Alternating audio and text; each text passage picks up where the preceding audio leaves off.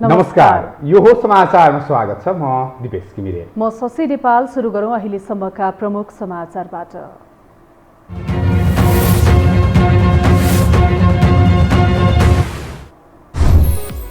देउवालाई विश्वासको मत दिएका 22 सांसदलाई एमालेले सोधे स्पष्टीकरण। माधवलाई एमालेमा स्वागत गर्न नसकिने ओलीको भनाई। रावललाई राजीनामा फिर्ता लिन आग्रह। 17 महिना कार्यकाल सुनिश्चित गरेका प्रधानमन्त्रीलाई जनताको मन जित्ने अवसर, गठबन्धनको विश्वास जितेर र ओलीका गल्तीबाट पाठ सिकेर अगाडि बढ्न सुझाव। खोप सहायताका लागि उत्पादक मुलुकलाई आग्रह गर्ने सरकारको निर्णय। बकर ईदमा सार्वजनिक बिदा दिने। सिन्धुपाल्चोक र लमजुङ विपद सङ्कटग्रस्त जिल्लाको सूची। कोरोना संक्रमण र मृत्युदर पुनः उकालो लाग्यो। आज थप 32 जनाको मृत्यु। नेपालीलाई छिट्टै कोरोना खोप उपलब्ध गराउने मोदीको बाचा।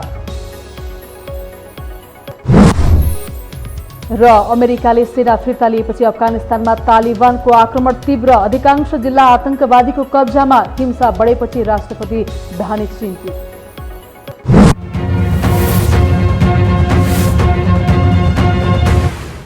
अब समाचार विस्तारमा। नेकपा एमाले पार्टी प्रधानमन्त्री शेरबहादुर देउवालाई विश्वासको मत दिने माधव नेपाल सहित 22 सांसदलाई अनुशासनको कारबाही गर्ने भएको छ। बैठकले फ्लोर क्रस गरेर देउवालाई मत दिने 22 जनालाई 24 घण्टामा स्पष्टीकरण दिन भनेको छ। एमालेका प्रवक्ता प्रदीप गेवालीका अनुसार आजको बैठकले कार्यदलले तयार पारेको 10 बुँदे प्रस्तावलाई अनुमोदन पनि गरेको छ। बैठकमा पार्टीभित्र लामो समयदेखि चलेको छलफल, जेठ 23 गते पार्टी अध्यक्षले गर्नुभएको आह्वान र असार 28 गते पार्टीले गरेको 10 बुँदे प्रस्तावको बारेमा छलफल भएको छ।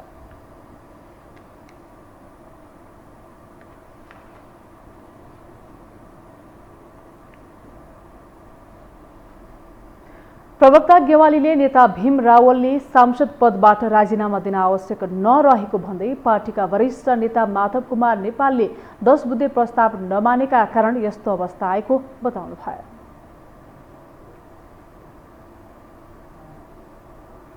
प्रधानमन्त्री शेरबहादुर देउवाले विश्वासको मत लिएसँगै त्यसको प्रभाव एमालेमा देखिएको छ। विश्वासको मतकै विषयलाई लिएर नेपाल गुटमा समेत फुट देखिएको छ भने एमाले भित्रको समीकरणमै परिवर्तन देखिएको छ। एमाले एकतामा यसको प्रभाव कस्तो रहला त?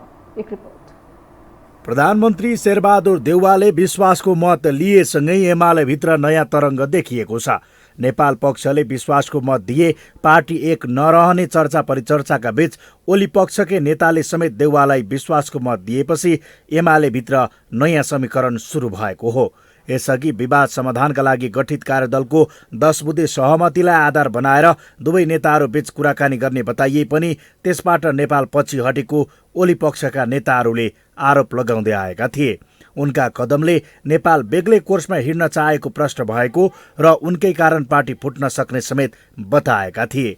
तर ओली पक्षकै 8 जनाले देउवालाई विश्वासको मत दिएपछि एमालेको भविष्यका विषयमा भएका आकलनहरूमा नयाँ ट्विस्ट देखिएको छ।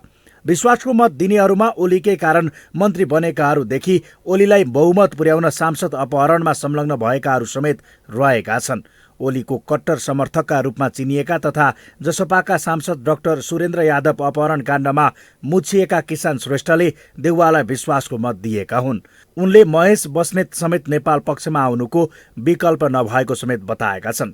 त्यस्तै नेपाल पक्षका भीम रावलले त सांसद पदबाटै राजीनामा दिएका छन्, जसले अब एमाले कसरी अगाडि बढ्छ भन्ने बारे यसअघि भएका एकता र फुटको पूर्वानुमानमा नयाँ मोड आएको छ। अब यस्तो दिन जस्तो अब एकता पनि हुन्न, कारबाही पनि हुन्न। मेरो बुझाइमा जसरी अहिले चलिरहेको छ यही रूपमा रहन्छ।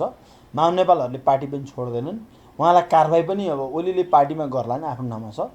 तैपनि अब माधव नेपाललाई जब ओलीले कारबाही गरेपछि ओली समूहभित्र चाहिँ यिनलाई कारबाही गर्नुहुन्न, पार्टी सानो हुन्छ भनेर ओलीकै विरुद्धमा चाहिँ ओली समूहमा राष्ट्रपति गुटले चाहिँ के गर्छ त भन्दा अब राष्ट्रपति पद जोगाउनका लागि पनि के हुन्छ, माधव नेपालसँग अलायन्स गर्नुपर्ने हुन्छ होइन। त्यसो हुनाले ओली अब झन् दबावमा हुन्छन्। देउवाले विश्वासको मत लिने निर्णय गरेसँगै यसले एमालेमा फुट ल्याउने चर्चा पहिलेबाटै सुरु भएको थियो। नेपाल पक्षीय नेताहरूले समेत यो निर्णय एमाले फुटाउने षड्यन्त्र भएको बताएका थिए। अधिकांशको अनुमान थियो नेपाल पक्षले देउवालाई मत दिनेछ अनि पार्टी वारपारको अवस्थामा पुग्नेछ। फलत ओली पक्षका नेताहरूले विश्वासको मत दिनेहरूलाई एमालेको ढोका सधैँका लागि बन्द हुने बताएका थिए। तर पार्टी एकताका लागि भन्दै माधव पक्षकै 10 जनाले विश्वासको मत दिएनन् भने ओलीले विश्वास गरेकाहरूले नै धोका दिए। फलत सोमबार बसेको केन्द्रीय कमिटिको बैठकले फ्लोर क्रस गर्ने 22 जनालाई नै 24 घण्टे स्पष्टीकरण सोध्ने निर्णय गरेको छ। यसबाट एमाले भित्रको किचलो गुटगतबाट विश्वासको मत दिने र नदिने बीचमा रूपान्तरण भएको छ।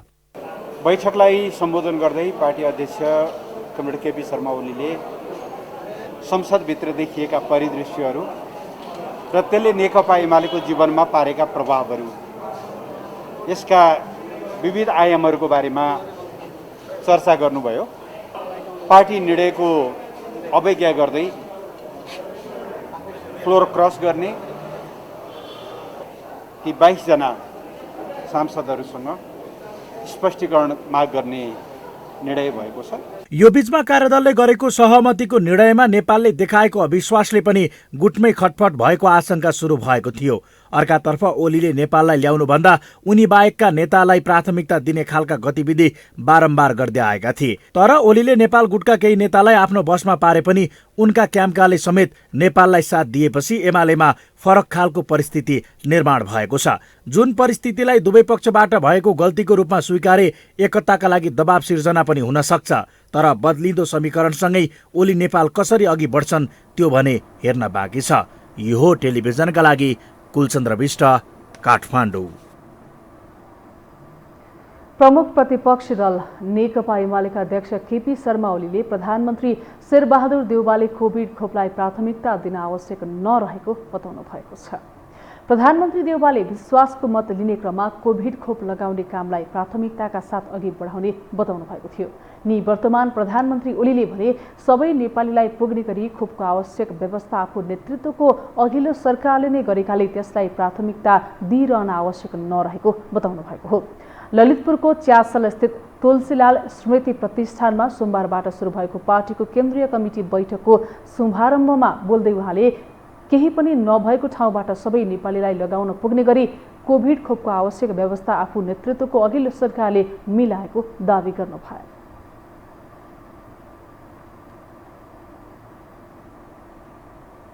लगाउन पाउने स्थितिमा हामीले पुर्याएको छौँ।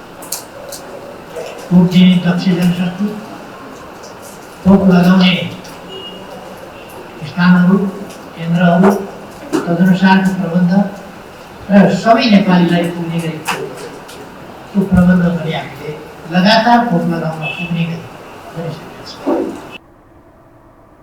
अध्यक्ष ओलीले आफू नेतृत्वको सरकारले देश र जनताका लागि गर्व गर्न लायक काम गरे पनि अन्य दलहरूले आफ्नो अस्तित्व रक्षाका लागि त्यसको विरोध गर्नु परेको बताउनु भयो।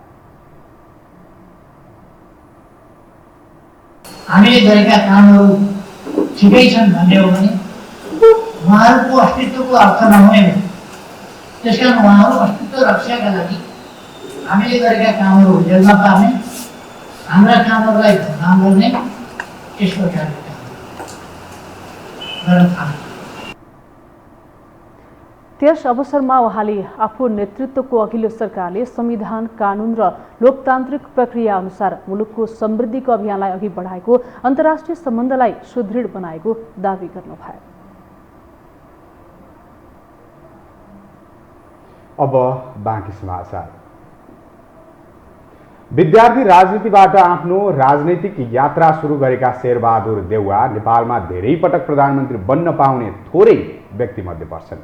यद्यपि 5औं पटक मुलुकको प्रधानमन्त्री बनेका देउवाले यसअघि पनि सम्झन लायकका काम गरेको भने देखिँदैन।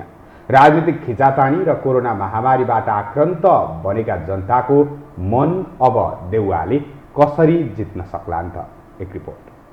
कांग्रेस सभापति शेरबहादुर देउवाले असार 30 गते 5औं पटक मुलुकको प्रधानमन्त्रीका रूपमा शपथ लिए। केपी ओली सरकारले बढाएको बेथितिबाट दिक्क बनेका राजनीतिज्ञहरूले आइतबार देउवालाई सहजै विश्वासको मत दिए। त्यसो त यसभन्दा पहिले 4 पटक प्रधानमन्त्री बनिसकेका देउवाबाट कुनै पनि सम्झन लायकको काम भएको देखिँदैन।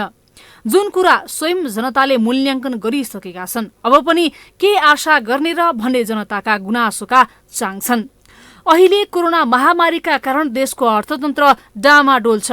नागरिकको दैनिकी औषधभन्दा माथि उठ्न सकेको छैन। हरेक क्षेत्र प्रभावित बनेको छ। यो अवस्थामा 4 पटक प्रधानमन्त्री बनेर पनि जनताको आलोचना मात्रै खेपेका देउबाबाट कुनै परिवर्तनको आशा गर्न नसकिने जनता बताउँछन्। तर ओलीको चरम व्यथितिबाट वाक्क बनेका जनताको मन जित्न देउबालाई अवसर पनि भएको आकलन गर्न सकिन्छ। केपी शर्मा ओली प्रधानमन्त्री हुँदा खोपको विषयलाई आलोचना गर्ने देउबाले विश्वासको मत पाए लगत्तै यति बेला भने कोरोना खोपलाई पहिलो प्राथमिकतामा भने राखेका छन्।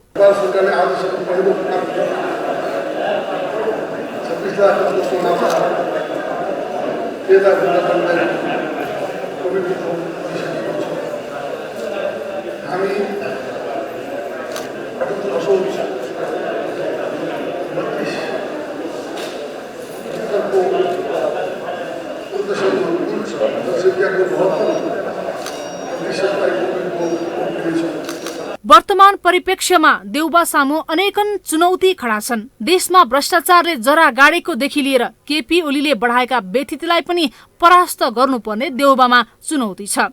देउबाले कोरोना नियन्त्रण मात्र होइन, योभन्दा डरलाग्दो रूपमा फैलिएको भ्रष्टाचारलाई नियन्त्रण गर्न सके सरकारप्रति जनताको आशा जाग्ने काङ्ग्रेस नेता बताउँछन्। शेरबहादुरजीले हिजो सदनमा पनि भन्नुभएको छ 1 2 3 खोप नै हो भनेर बोल्नुभएको छ। यो राम्रो पक्ष हो। जो कोरोना भन्दा अझ खतरनाक कोरोना जो बनेको छ करप्सन, त्यसलाई चाहिँ नियन्त्रण गर्दाखेरि पनिस गर्न पर्यो। दोस्रो आशा जगाउने भन्नुहुन्छ नि, तब आशाको सुरुवात हुन्छ। आफ्नो राजनैतिक जीवनमा आलोचकबाट प्रजातन्त्र दरबारलाई बुझाएको भन्ने आरोप खेपेका देउबालाई यसअघिका सम्पूर्ण दाग मेट्ने अवसर प्राप्त भएको छ। राम्रो टिम बनाएर ओली सरकारले गरेका गल्तीबाट पाठ सिक्दै गठबन्धनका नेताहरूसँग सहकार्य गर्दै अघि बढेमा देउबाबाट देश र जनताको पक्षमा थुप्रै काम हुन सक्ने गठबन्धनका नेताहरू बताउँछन्। प्रधानमन्त्री शेरबहादुर देउवा र भारतीय समकक्षी नरेन्द्र मोदी बीच टेलिफोन वार्ता भएको छ। दुई प्रधानमन्त्री बीच आज कुराकानी भएको हो। कुराकानीमा मोदीले नेपाललाई तत्कालै कोरोना खोप उपलब्ध गराउने विश्वास दिलाएको परराष्ट्र मन्त्रालयले जनाएको छ। मोदीले कोरोना महामारीमा नेपालसँग सहकार्य गर्न चाहेको बताउनु भएको छ।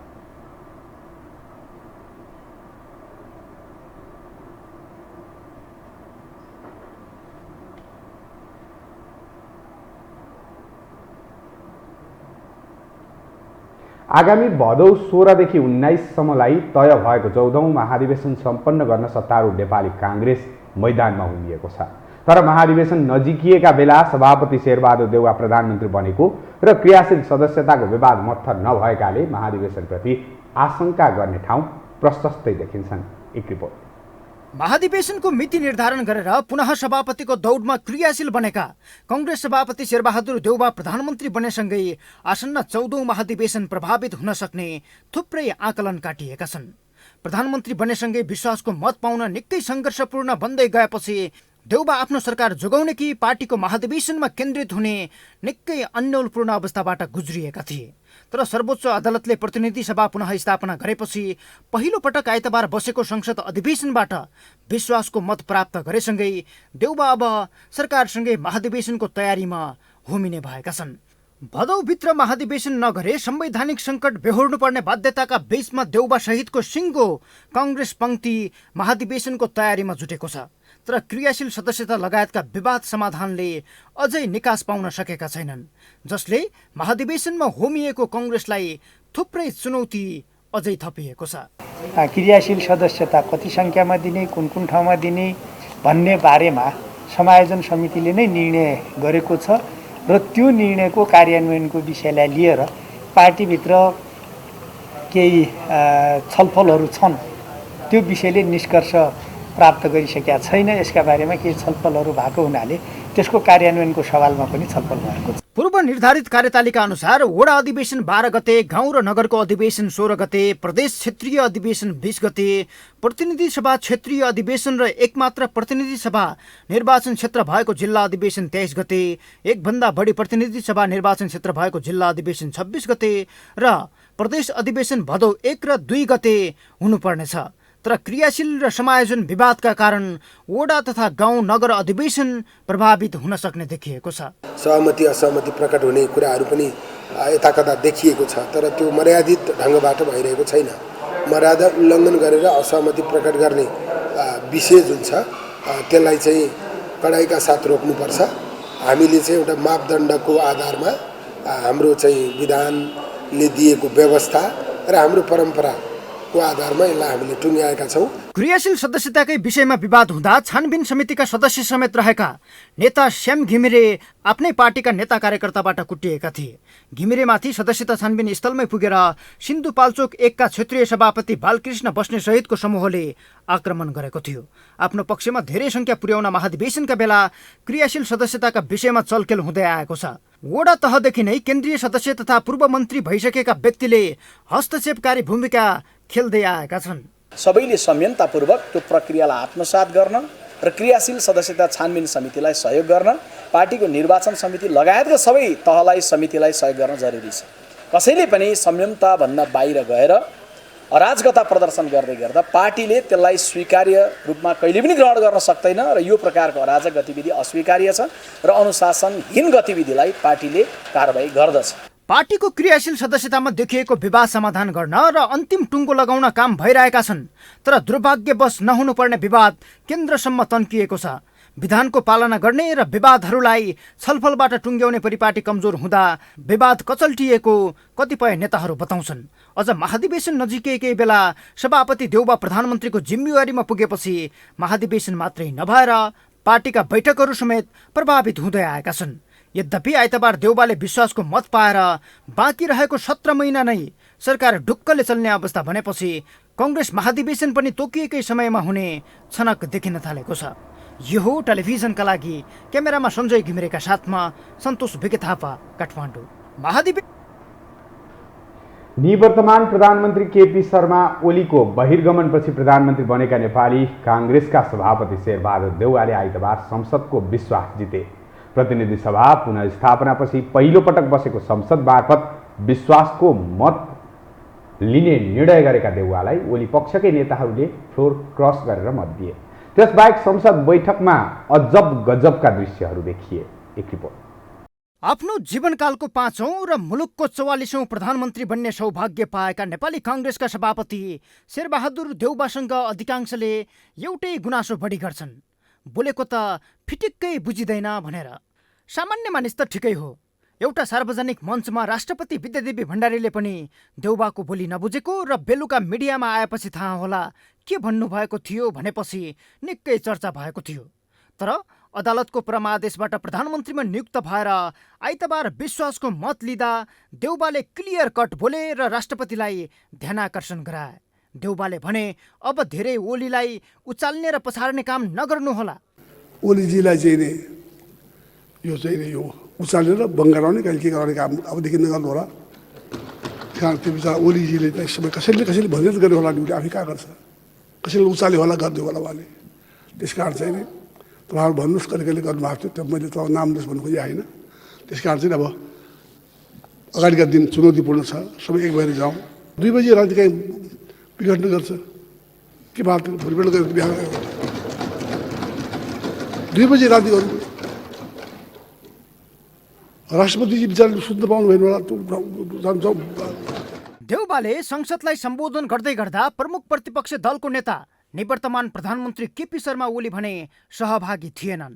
प्रधानमन्त्रीले सम्बोधन गर्दा प्रमुख प्रतिपक्ष दलको नेता हुनै पर्ने परम्परा रहेको भन्दै देउबाले सुरुवातमै गुनासो बिसाइसकेका थिए, किनकि ओली एमाले संसदीय दलको नेता पनि हुन्।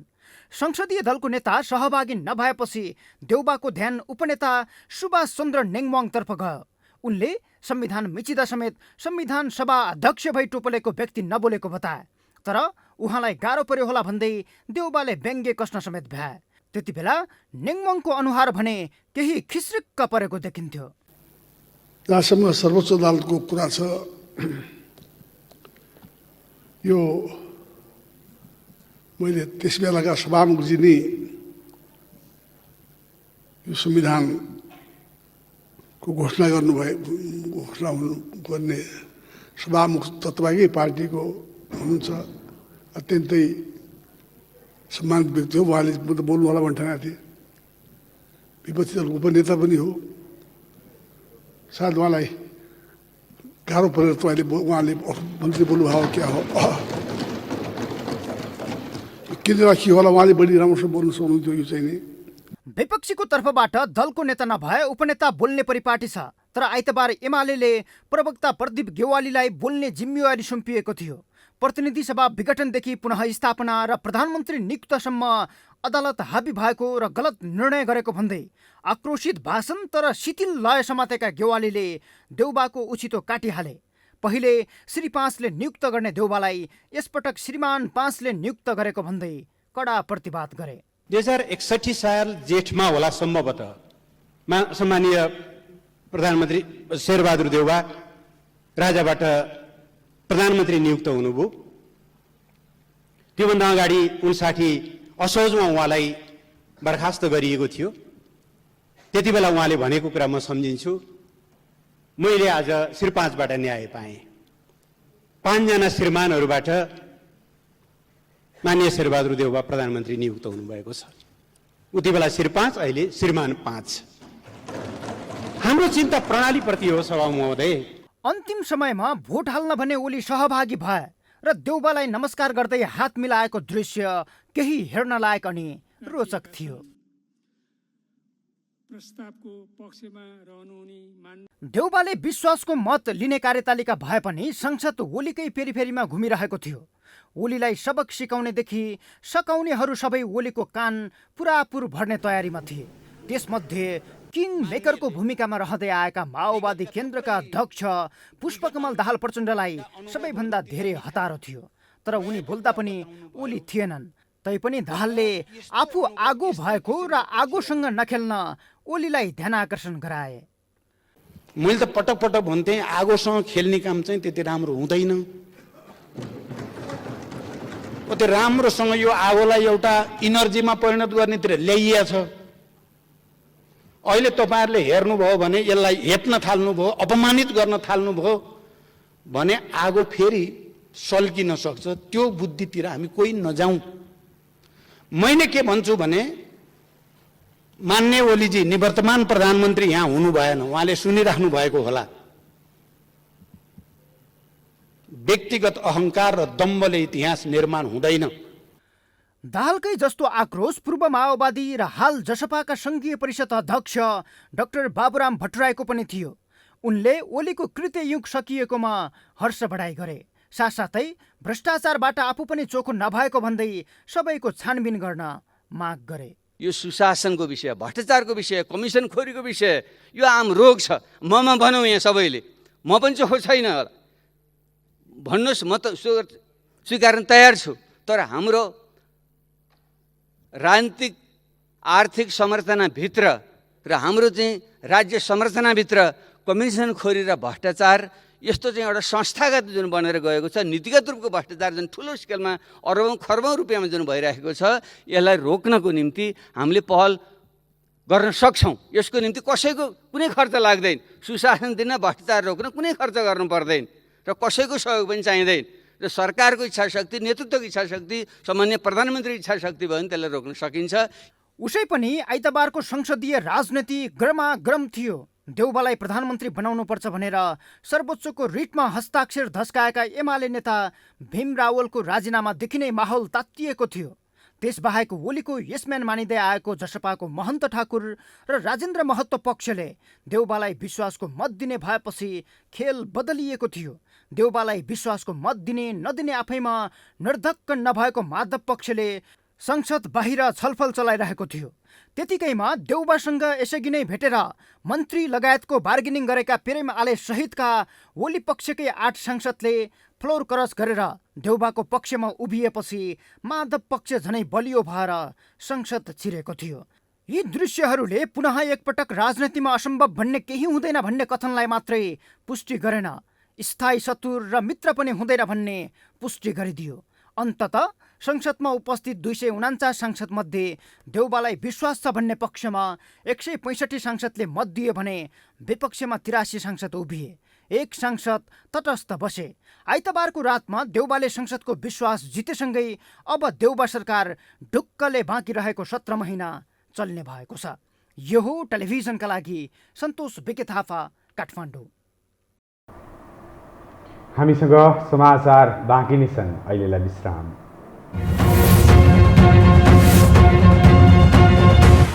विश्रामपछि स्वागत छ। अब बाँकी समाचार।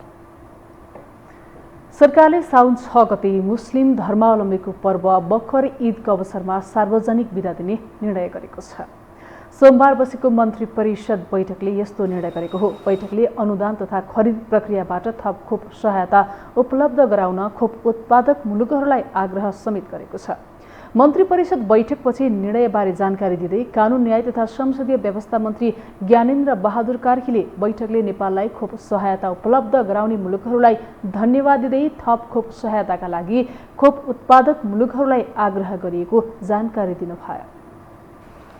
नेपाललाई खोप र अत्यावश्यक स्वास्थ्य सामग्री उपलब्ध गराउने छिमेकी लगायत सबै मित्र राष्ट्रहरूलाई नेपाल सरकारले हार्दिक धन्यवाद दिएको छ।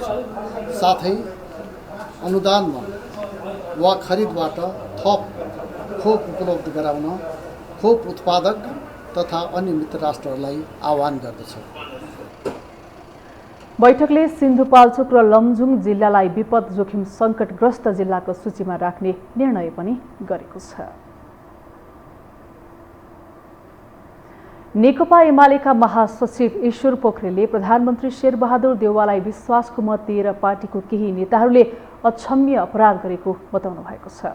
आज ललितपुरको च्यासलस्थित तुलसीलाल स्मृति प्रतिष्ठान भवनमा आयोजित पार्टीको 10औं केन्द्रीय कमिटीको बैठकमा बोल्दै उहाँले पार्टीको निर्णय विपरीत विपक्षी दलका नेताहरूलाई विश्वासको मत दिने अप्रिय घटना पार्टीका केही नेताहरूले घटाएको उल्लेख गर्दै आपत्ति जनाउनुभयो।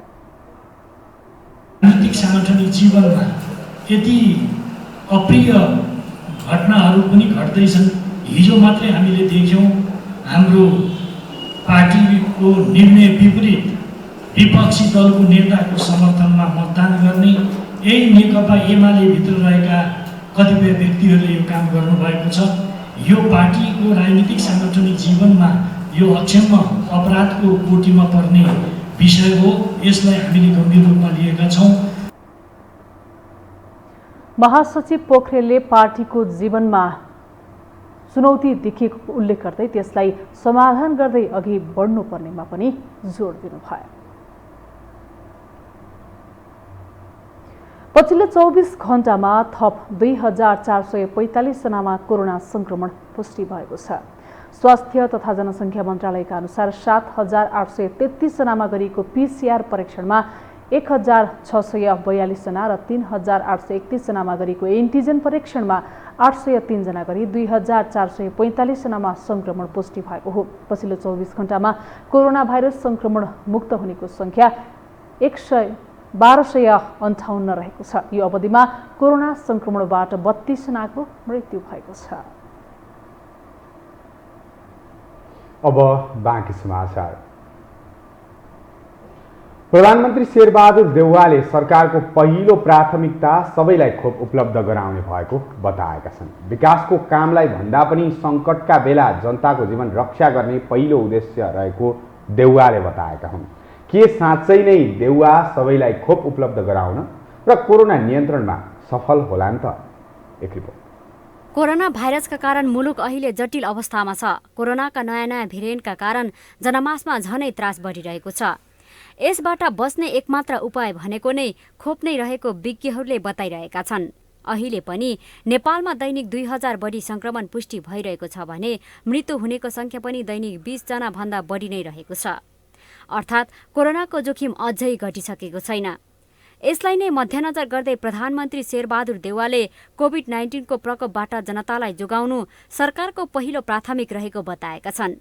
प्रधानमन्त्री देउवासँग भारतीय प्रधानमन्त्री नरेन्द्र मोदीले टेलिफोन वार्ता गर्दै नेपाललाई छिट्टै कोरोना भाइरस विरुद्धको खोप उपलब्ध गराउने आश्वासन दिएका छन्। प्रधानमन्त्री देउवाले विश्वासको मत लिने क्रममा पनि कोभिड खोप लगाउने कामलाई प्राथमिकताका साथ अघि बढाउने बताएका थिए। यता निवर्तमान प्रधानमन्त्री केपी शर्मा ओलीले भने सबै नेपालीलाई पुग्ने गरी खोपको आवश्यक व्यवस्था आफू नेतृत्वको अघिल्लो सरकारले नै गरेकाले त्यसलाई प्राथमिकता दिइरहन आवश्यक नरहेको बताएका छन्। तर पनि प्रधानमन्त्री देउवाले सबै नागरिकलाई खोप उपलब्ध गराउने बाचा गरे।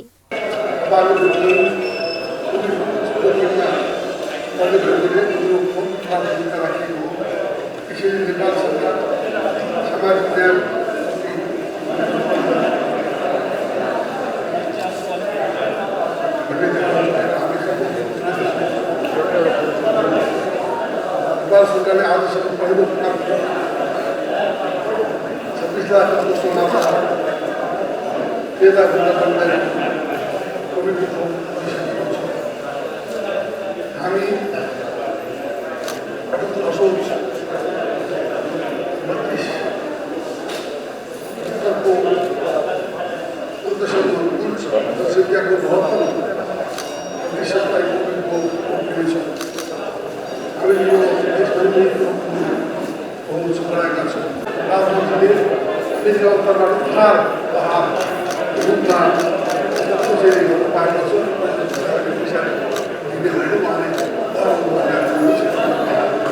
यसअघि केपी ओलीले पटक पटक समय तोकेर खोपको आश्वासन दिने गरे पनि पूरा नगरेका कारण देउवाले गरेका प्रतिबद्धता पनि पूरा हुनेमा नागरिक विश्वस्त हुन सकेका छैनन्। यता विज्ञले पनि खोप लगाएका मानिसहरूमा कोरोना संक्रमण भए पनि ती मानिसहरू गम्भीर अवस्थामा नपुगेका आधारमा नयाँ भेरिएन्टलाई पनि खोप प्रभावकारी रहेको भन्दै सबै नागरिकलाई खोपको सुनिश्चितता गर्न आग्रह गर्ने गरेका छन्। यदि भ्याक्सिनमा ल्याउन असमर्थ भयो भने चाहिँ दोस्रो भन्दा तेस्रो खासै त्यस्तो फरक नहुन पनि सक्छ। तर यदि के गरे तेस्रो लहर आउनुभन्दा अगाडि हामीले धेरैभन्दा धेरैले खोप लाउन सक्यो भने चाहिँ त्यो लहर त उतार चढाव त होला, तेस्रो चौथो आफ्नो ठाउँमा छ। तर भए तापनि दोस्रो लहर जस्तो एक प्रकारको भयावह स्थिति चाहिँ आउँछ भन्नेमा चाहिँ मलाई विश्वास लाग्दैन यदि खोप चाहिँ प्रशस्त मात्रामा लाउन पाइयो भने। प्रधानमन्त्री शेरबहादुर देउवाले सोमबार खोप केन्द्रमा पुगेर अनुगमन समेत गरेका छन्। देउवाले सहज रूपमा खोप लगाउने प्रबन्ध मिलाउन निर्देशन समेत दिए। देउवा प्रधानमन्त्री भएपछि मंगलबार साँझ बसेको मन्त्री परिषद बैठकले पनि असोज मसन्तसम्म 1/3 नागरिकलाई खोप लगाउने र चैत मसन्तसम्म खोप लगाउन योग्य सबै नेपालीलाई खोप लगाउने निर्णय गरेको छ। के साँच्चै प्रधानमन्त्री देउवाले सबै नागरिकलाई खोपको व्यवस्था गरेर जनताको मनमुटु जित्न सक्लान् त? त्यो हेर्न बाँकी नै छ। यो टेलिभिजनका लागि लीलामाया ठटाल, काठमाडौँ। अघिल्लो वर्षको साउने सोमबार जस्तै यस वर्ष पनि भगवान शिवको दर्शन गर्न श्रद्धालु पाशुपत क्षेत्र पुगे। कोरोनाको महामारीलाई बेवास्ता गर्दै त्यहाँ पुगेका उनीहरू मन्दिर खुला नभएका कारण गेटबाटै आस्था प्रकट गरी फर्किएका छन्। एक रिपोर्ट। कोरोना संक्रमणको त्राससँगै काठमाडौँ स्थित पशुपतिनाथको मन्दिर करिब 3 महिना यता बन्द छ। नियमित पूजा चले पनि दर्शनार्थीका लागि लगाइएको बन्देज खुलेको छैन। तर साउनको पहिलो सोमबार दर्शनार्थीलाई पाशुपत क्षेत्र आउन न त सरकारको बन्देजले छेक्यो न त कोरोनाको त्रासले। आशुतोष भगवान पशुपतिनाथको प्रत्यक्ष दर्शन गर्न नपाए पनि श्रद्धालुले उनीप्रति प्राङ्घटबाटै आस्था प्रकट गरे।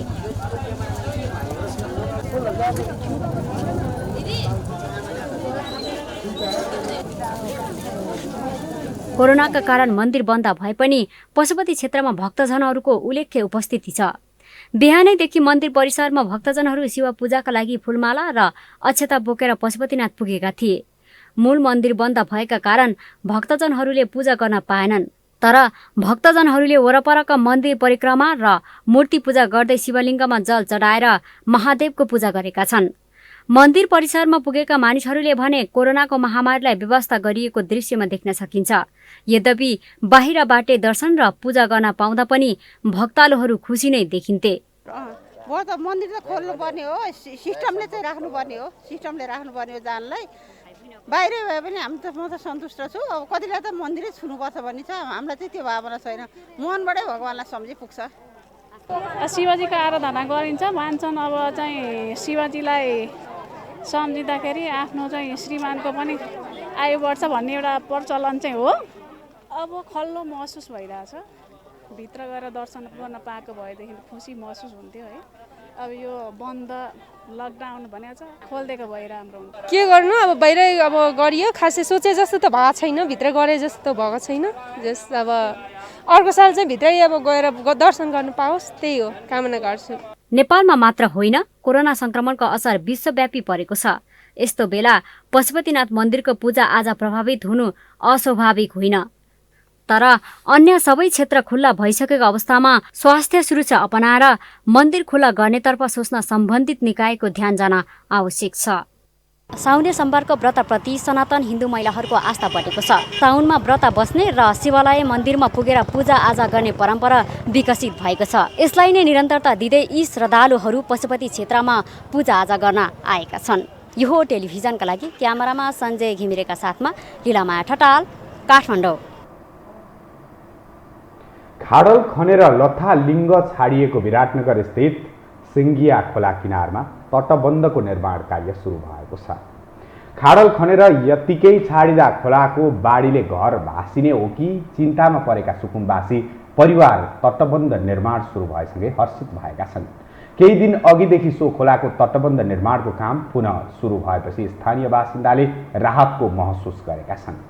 पछि त राम्रो भइहाल्छ नि, पहिला बनेको थियो त्यो त ठुलो बारीमा त भएन, तर यो सानो बारीमा त कटियो। खुसी त हुन्छु नि, राम्रो भएपछि हाम्रो खुसी हुन्छ नि।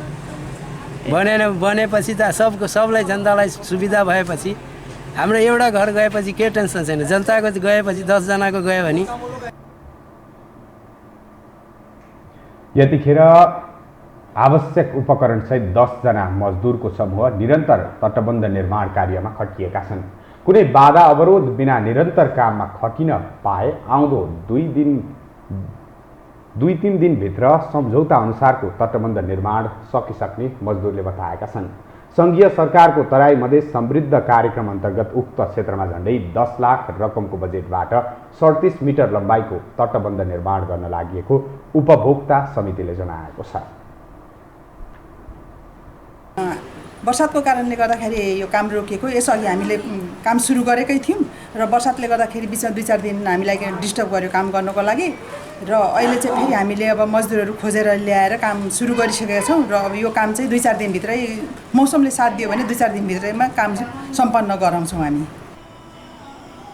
खोलाको पानीको सतह बढ्ने तथा बाढी आउन सक्ने साउन र भदौ महिना बाँकी रहेका कारण यसअघि निर्माण रोकिएपछि सुकुम्बासी परिवारमा चिन्ता छाएको थियो। यद्यपि हाल निर्माण सुचारू भएको तथा केही दिनभित्रै तटबन्ध निर्माण सम्पन्न हुने कुरामा उनीहरू आशावादी बनाएका छन्।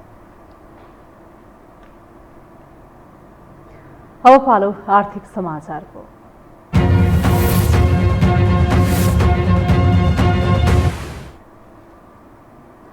पूर्व अर्थमन्त्री विष्णु पौडेलले ल्याएको बजेट संशोधन गरेर कार्यान्वयन गर्ने कि नयाँ बजेट ल्याउने भन्नेमा अन्योलता बढेको छ। अघिल्लो सरकारले वितरणमुखी बजेट ल्याएको भनेर विरोध गरेको गठबन्धनको सरकारका तर्फबाट एकीकृत कार्यक्रम सहितको बजेट ल्याउनु पर्ने चुनौती भने देखिएको छ, जसका कारण बजेट कार्यान्वयन र मौद्रिक नीति निर्माणमा अन्योलता देखिएको हो। एक रिपोर्ट। सबैलाई रिझाउने गरी जेठ 15 गते तत्कालीन अर्थमन्त्री विष्णुप्रसाद पौडेलले ल्याएको चालु आर्थिक वर्षको बजेट कार्यान्वयनमा अन्योलता देखिएको छ। एकाएक राजनीतिक कोष परिवर्तन भएसँगै बजेट के हुने भन्ने चर्चा यति बेला छ। नवनियुक्त अर्थमन्त्री जनार्दन शर्माले केही दिन अघि विश्वासको मत सरकारले पाए बजेट परिमार्जन गर्ने दावी गरेका थिए। आइतबार मात्र सरकारले विश्वासको मत पनि प्राप्त गरिसकेको छ। विश्वासको मत पाएपछि ओली सरकारले अध्यादेश मार्फत ल्याएको बजेट अब के हुने भन्ने अन्योलता देखिएको छ। कोरोनाका कारण नेपालको अर्थतन्त्रले लक्ष्य प्राप्त गर्न नसकेका बेला सरकार परिवर्तनको मुख्य असर अर्थनीतिमा परेको छ। अब देउबा सरकारलाई बजेट केही परिमार्जन अथवा पुरै खारेज गरेर नयाँ ल्याउने विकल्प भने हुनेछ। तर बजेट मार्फत व्यवस्था गरिएका वृद्ध भत्ता एवं कर्मचारीको तलब भत्ता वृद्धि, अर्थतन्त्रको उत्थानका लागि उद्योगी व्यवसायीलाई दिएको सहुलियत, बिजुलीको डिमान्ड शुल्कमा दिइएको छुट र कर लगायत क्षेत्रमा दिइएका छुट तथा सहुलियतलाई कटौती गर्ने आँट अर्थमन्त्री जनार्दन शर्मामा छैन। आम नागरिक र कर्मचारी र व्यवसायीलाई उपेक्षा गरेर अघि बढ्दा सरकारको लोकप्रियता घट्ने सम्भावना हुने भएकाले त्यस्ता सहुलियतका कार्यक्रमलाई शर्माले निरन्तरता दिने निश्चित प्राय छ। उत्पादन वृद्धि र रोजगारी सिर्जना हुने खालका कुनै पनि कार्यक्रमका लागि व्यवसायीलाई दिइएको छुट तथा सुविधा घटाउने सामर्थ्य अर्थमन्त्री शर्मासँग छैन। त्यसै चालू खर्च तथा सञ्चालनमा रहेका परियोजनाका लागि वहन गर्नुपर्ने अनिवार्य दायित्व घटाउन नसक्ने भएकाले सरकारले ल्याउने नयाँ बजेटमा प्रस्तुत फिस्कल स्पेस नभएको जानकारहरू बताउँछन्। ठिक्क योभन्दा अगाडि विष्णु पौडेल अर्थमन्त्री हुनुहुन्थ्यो, उहाँले बजेट गरिसकेपछि त्यसपछि तपाईँको अर्को सरकार आयो। अर्को सरकार आउने क्रममा पनि त्यो बेला पनि होइन यो हामी चाहिँ नयाँ बजेट ल्याउँछौँदेखि लिएर पूरक बजेट ल्याउँछौँ भन्दा केही पनि नगरिकन चाहिँ त्यो साल त्यही बजेट कार्यान्वयन भयो। त्यो म सम्झन्छु त्यो 73 सालको बजेट चाहिँ त्यही नै कार्यान्वयन भयो। अहिले पनि त्यो धेरै कुराहरू पुरा त गर्न सकिन्छ होइन। अब त्योभन्दा पनि अहिले मुलुकको प्राथमिकता भनेको जुन कुराहरू उहाँले उठाइराख्नु भएको थियो, अब त्यो चाहिँ अहिले चाहिँ कोभिडको तेस्रो लहर आउनु लागिराखेको छ। त्यो कोभिडको चाहिँ के भन्दाखेरि नियन्त्रणको तयारीमा जुट्नुपर्ने कुरा, बाढी पहिरोको यत्रो समस्याहरू छ, त्यो बाढी पहिरोमा चाहिँ जुट्नुपर्ने कुराहरू। सरकार परिवर्तनको चाप मौद्रिक नीतिमा पनि परेको छ। बजेट कार्यान्वयनको मुख्य पाटो केन्द्रीय बैंकले जारी गर्ने मौद्रिक नीति नै हो। हरेक वर्ष साउनको पहिलो साता आउने मौद्रिक नीति निर्माणको काम चलिरहेका बेला बजेट संशोधन, परिमार्जन वा नयाँ बजेट अथवा पूरक बजेट आउने भन्ने चर्चाले पनि मौद्रिक नीति निर्माणमा चुनौती थपिएको छ। कोरोना कालको संवेदनशील अवस्थामा ल्याउन लागिएको मौद्रिक नीतिमा ढिलाइ हुँदा सरकारले घोषणा गरेका राहत तथा पुनरुत्थानका कार्यक्रममा पनि अन्योलमा परेका छन्। नीति ढिलो आउँदा खासै फरक नपर्ने भए पनि घोषणा गरिएका कार्यक्रममा भने फरक पर्ने विज्ञ बताउँछन्। मौद्रिक नीतिले गर्नुपर्ने काममा गति ढिलो भए पनि बजेटको भविष्य अनुरूप नै मौद्रिक नीति आउनुपर्ने उनीहरूको तर्क छ। वास्तवमा यो सरकार गठन गर्नुभन्दा अगाडि नै मौद्रिक नीति आइदिया भए ठिकै छ। बजेट अनुसार बजेटमा जे जस्तो किसिमको व्यवस्था गरिन्छ त्यही अनुसार नै मौद्रिक नीतिमा नै एडजस्ट गर्न सकिन्छ भन्ने हुन्थ्यो है। तर अब चाहिँ के भयो भने सरकार गठन भयो, विश्वासको मत लिइसक्यो है। भनेपछि यो सरकार त अब त सरकारै ढाल्न सक्ने भएपछि बजेट मान्दिन भन्न नसक्ने कुरो त आएन। अब त्यो मान्दिन भन्नलाई पनि एउटा कारण चाहिँ सफिसियन्ट छ क्या। बजेटका गुणहरू अवगुणहरूलाई कति राखेर पनि एउटा सर्वमान्य कुरो के आयो भने त्यो त एउटा सरकारले बनाएको हो नि त, एउटा पार्टीको सरकारले। प्रतिनिधि सभा विघटन भएपछि जेठ 15 गते 16 खर्ब 47 अर्ब रुपियाँको बजेट तत्कालीन अर्थमन्त्रीका रूपमा विष्णु पौडेलले ल्याएका थिए। 6.5% को आर्थिक वृद्धि दरको लक्ष्यसहित ल्याएको बजेटमा 10 खर्ब 24 अर्ब रुपियाँ राजस्व सङ्कलन लक्ष्य राखिएको छ। यस्तै पुँजीगत खर्च 3 खर्ब 74 अर्ब रुपियाँ र चालु खर्च 10 खर्ब 65 अर्ब विनियोजन गरिएको छ। नेपाल स्टक एक्सचेन्ज नेप्सेमा आज दोहोरो अङ्कको सुधार आएको छ। आज नेप्से 13.80 अङ्कले बढेर 2994.42 बिन्दुमा पुगेको छ। त्यस्तै आज कारोबार रकममा पनि सुधार आएको छ। आज 11 अर्ब 81 करोड 37 लाख बराबरको कारोबार भएको हो। आइतबार पनि नेप्सेमा 11 अर्ब 63 करोड 81 लाख बराबरको कारोबार भएको थियो। नेप्सेका अनुसार आज दुई कम्पनीको सेयर मूल्यमा उच्च वृद्धि भएको छ। सेयर मूल्य बढ्ने कम्पनीमा सिनर्जी पावर डेभलपमेन्ट कम्पनी र विशाल बजार कम्पनी रहेका छन्। त्यस्तै आज अधिकांश डिभेन्चरको सेयर मूल्यमा गिरावट आएको छ। हामीसँग अन्तर्राष्ट्रिय र खेल समाचार बाँकी नै छन्। अहिलेलाई विश्राम।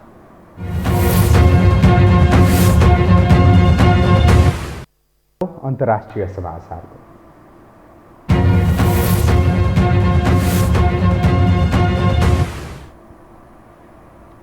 अफगानिस्तानमा भइरहेको हिंसाप्रति राष्ट्रपति अशरफ घानीले चिन्ता व्यक्त गरेका छन्। राष्ट्रपति घानीले अहिलेको हिंसाको निरन्तरताका लागि तालिबान जिम्मेवार भएको समेत बताएका छन्। खोस्ट प्रान्तमा भएको भेलालाई सम्बोधन गर्दै घानीले स्वतन्त्रता, गणतन्त्र र सह-अस्तित्वका लागि एकजुट भएर बस्न समेत आग्रह गरेका छन्। अफगानिस्तानमा हिंसा बढेपछि राष्ट्रपति घानीले यस्तो बताएका हुन्। संयुक्त राष्ट्र सङ्घ संयुक्त राज्य अमेरिकाले आफ्नो सेना फिर्ता लिन सुरु गर्दै सेप्टेम्बरसम्ममा सबै सेनाहरू पूर्ण रूपमा फिर्ता गरिसक्ने घोषणा गरेपछि अफगानिस्तानमा तालिबानहरूले आक्रमणलाई तीव्र पारेका छन्। यसैबीच तालिबानले देशभरका धेरै जिल्लामा नियन्त्रणमा लिइसकेको छ र अमेरिकी गुप्तचरको मूल्याङ्कनले देशको नागरिक सरकार अमेरिकी सेना पूर्ण रूपमा फिर्ता लिएको केही महिनाभित्र आतंकवादी समूहको कब्जामा पर्न सक्ने समेत चेतावनी दिएको छ। अब पालो खेल समाचारको।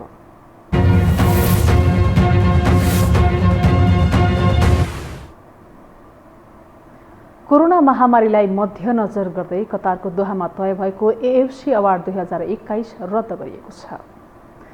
एएफसीको आज बसेको कार्यकारी समितिको बैठकले अवार्ड यस वर्ष आयोजना नगर्ने निर्णय गरेको हो। कोरोनाका कारण एएफसी अवार्ड रद्द भएको लगातार यो 2 वर्ष हो। अब अर्को संस्करणको अवार्ड दोहामा गरिने एएफसीले जनाएको छ।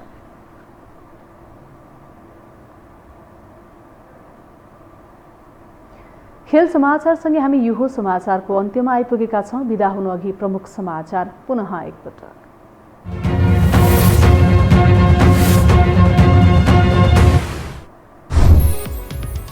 देउवालाई विश्वासको मध्येका 22 सांसदलाई एमालेले सोधे स्पष्टीकरण। माधवलाई एमालेमा स्वागत गर्न नसकिने ओलीको भनाई। रावललाई राजीनामा फिर्ता लिन आग्रह। 17 महिना कार्यकाल सुनिश्चित गरेका प्रधानमन्त्रीलाई जनताको मन जित्ने अवसर। गठबन्धनको विश्वास जितेर र ओलीका गल्तीबाट पाठ सिकेर अगाडि बढ्न सुझाव। खोप सहायताका लागि उत्पादक मुलुकलाई आग्रह गर्ने सरकारको निर्णय। बकर ईदमा सार्वजनिक बिदा दिने। सिन्धुपाल्चोक र लमजुङ विपद सङ्कटग्रस्त जिल्लाको सूचीमा। कोरोना संक्रमण र मृत्युदर पुनः उकालो लाग्यो। आज थप 32 जनाको मृत्यु। नेपाललाई छिट्टै कोरोना खोप उपलब्ध गराउने मोदीको वार्ता। र अमेरिकाले सेना फिर्ता लिएपछि अफगानिस्तानमा तालिबानको आक्रमण तीव्र। अधिकांश जिल्ला आतंकवादीको कब्जामा। हिंसा बढेपछि राष्ट्रपति धानी चिन्तित।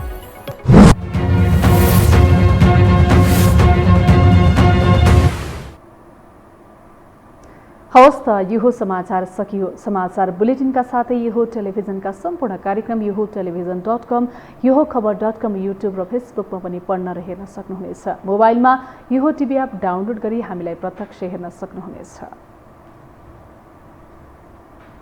तथ्यसहितको निष्पक्ष समाचारका लागि यो टेलिभिजन हेर्दै गर्नुहोला। नमस्कार।